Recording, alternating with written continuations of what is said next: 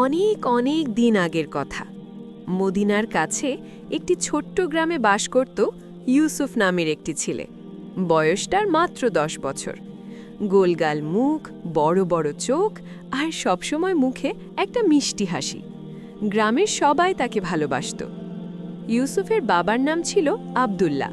তিনি একজন দরিদ্র কৃষক, সারা দিন মাঠে কাজ করতেন।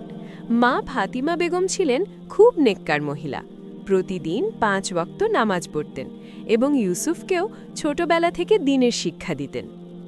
ইউসুফ প্রতিদিন সকালে মক্তবে যেত। সেখানে হুজুর সাহেব তাদের কুরআন শেখাতেন, হাদিস শেখাতেন আর নানান নবীদের গল্প বলতেন। একদিন হুজুর সাহেব বললেন, বাচ্চারা, মনে রেখো, একজন মুসলমানের সবচেয়ে বড় গুণ হল সততা। আমাদের নবী হজরত মুহাম্মদ সাল্লাল্লাহু আলাইহি ওয়াসাল্লাম বলেছেন, সত্য কথা বলো, কারণ সত্য জান্নাতের দিকে নিয়ে যায়। ইউসুফ কথাটা মনে মনে গেঁথে নিল।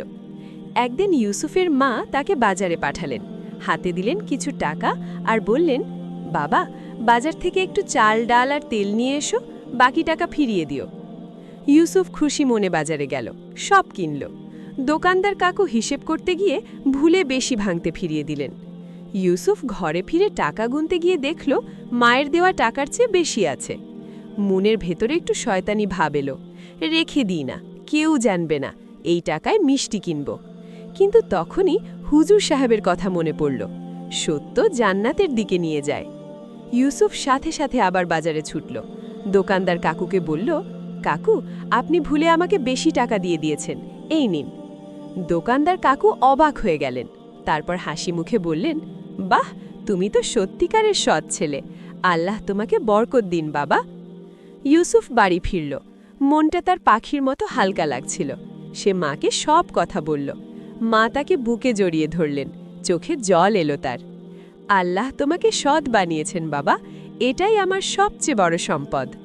কিছুদিন পরের কথা, গ্রামের মক্তবে একটি বড় পরীক্ষা হবে।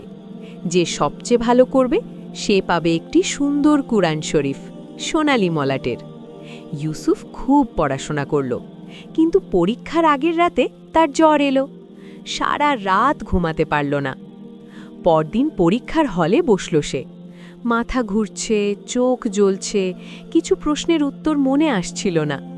পাশে বসা তার বন্ধু করিম তখন ফিসফিস করে বলল, ইউসুফ, দেখে নে আমার খাতা থেকে। ইউসুফের মন চাইল, হাত বাড়াতে গেল, কিন্তু থামল। না, এটা ঠিক না, এটা প্রতারণা, আল্লাহ সব দেখছেন। সে নিজের মাথা থেকে যতটুকু মনে ছিল ততটুকুই লিখল, কিছু উত্তর দিতে পারল না। ফলাফলের দিন করিম প্রথম হল, ইউসুফ হল তৃতীয়। ইউসুফের মন একটু খারাপ হলো ঠিকই, কিন্তু সে জানত সে সৎভাবে পরীক্ষা দিয়েছে। হুজুর সাহেব ফলাফল দিতে এসে বললেন, আজ আমি একটা বিশেষ কথা বলবো। পরীক্ষায় নজর রাখছিলাম, অনেকেই দেখাদেখি করেছ, কিন্তু একজন ছাত্র জ্বর নিয়ে এসেছিল, পাশ থেকে সাহায্য পেতে পারত, কিন্তু নেয়নি। সবাই ঘুরে তাকালো। ইউসুফ, তুমি তৃতীয় হয়েছ নম্বরে, কিন্তু আল্লাহর কাছে তুমি প্রথম, কারণ তুমি সৎ ছিলে। হুজুর সাহেব ইউসুফকে ডাকলেন, তারপর নিজের হাতের একটি বিশেষ তসবিহ তার হাতে দিলেন। এটা আমার দাদার দেওয়া, আজ থেকে এটা তোমার। ইউসুফের চোখে পানি এলো। সে মনে মনে আল্লাহকে ধন্যবাদ দিল। সেই রাতে ইউসুফ স্বপ্ন দেখল সে একটি সুন্দর বাগানে আছে, চারদিকে সবুজ গাছ, রঙিন ফুল, পাখির গান। একটি ঝর্ণা বইছে, পানি যেন মুক্তার মতো চকচক করছে। হঠাৎ একটি নূরের আলো এলো। সেই আলো থেকে একটি কণ্ঠস্বর ভেসে এলো, ইউসুফ, তুমি সত্য বলেছ, সৎ ছিলে, এই বাগান তোমার জন্য অপেক্ষা করছে।